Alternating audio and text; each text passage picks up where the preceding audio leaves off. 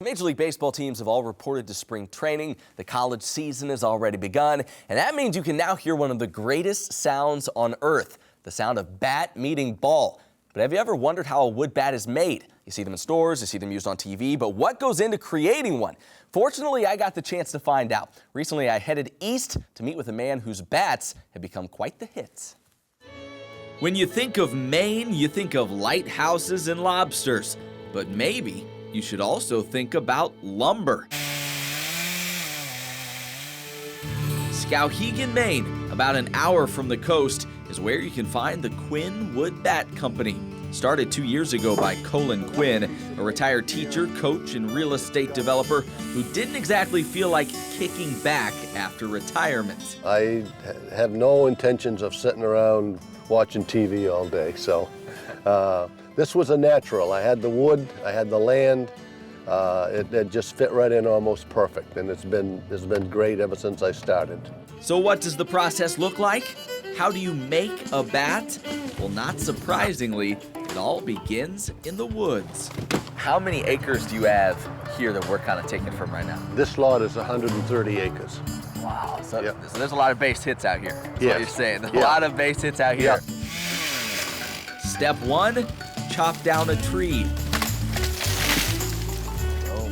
Primarily an ash or maple tree. Fantastic. Next step, cut that tree into more manageable pieces.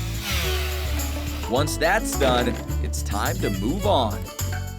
Now that we have the wood cut, I'm going to take it to a man that cuts it up into the billets that I need for a bat.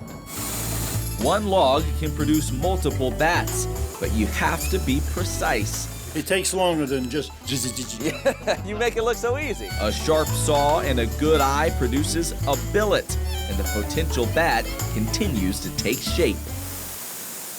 But where do billets become bats? Well, for that to happen, we have to go to the bat barn. Now I see all these, you got different letters written on the end of them. What is that telling you? P and B and A and M are the species of wood. Okay. I know what it is the minute I pick it up. Yeah. But if I got someone here helping me, then I'd have to tell them each piece what it was. You got so. some novice like me here is what you're saying. You got to write the letter on it. Right. Yeah, okay, yeah, all right. Still stinging from that comment, we put the billet on the lathe and take it for a spin. Spinning at 1,250 revolutions. At this point, modern technology takes over.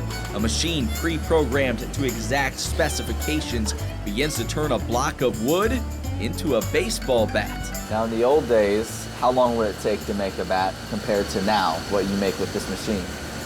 Oh, it used to take 45 minutes to an hour to make one bat. We'll make a bat in about 7 or 8 minutes. In the time it takes to make a box of mac and cheese, a bat is created, although there's still some fine-tuning left. Some sandpaper does the job of smoothing it all out. Like a baby's bottom, right? After that dynamite drop in and a couple of quick cuts, it's time to make these bats pretty. So at this point, I'm ready now to dip it. And I see you got your custom-made bat dippers, right Yes. here. Yep. PVC piping. Yeah, look at that. Quinn can paint a bat just about any way you like, but once they dry, there's one final important step.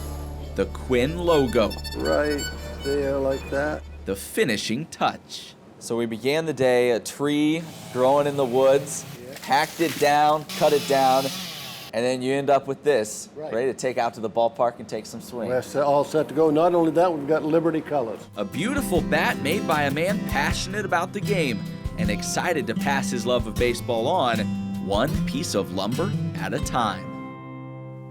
We should mention Colin Quinn, the dad of Liberty University pitching coach Garrett Quinn.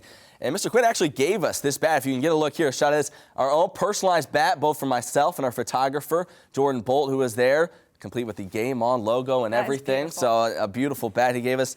It was so much fun getting to go up there and just talk with him a little bit and go through all the process. We condensed it quite a bit. It's a long process to get a piece of wood into something beautiful like this. Yeah, I can only imagine. This is probably one of my favorite stories that you've ever done. It reminds me of Mr. Rogers when Mr. McFeely would come and they would show you the process of something. That's always been my goal. It's just like, no, but really, this awesome Yeah. story. Did he ever have aspirations of making bats? Did he have experience making bats before? He just, You know, one day woke up? he'd owned a lot of woodlands and things of that nature. He was in real estate, and it was one of those things where he'd always been around the game of baseball. He loves it, and he just kind of stumbled on it. He's only been doing this a few years, but he loves it. He has a passion about it, and like we kind of mentioned in the story, you know, he's really retired technically from his real job, but he always wants to be doing something. He always wants to be working. He's very driven, and I definitely respect that, and he's doing a great job. You can find more. Go search Quinn Bat Company on Facebook. You can see his company. Get one for yourself if you like, but a great guy, and he's doing a great job making high-quality bats. Yeah, I'm jealous. I definitely want to get one of those.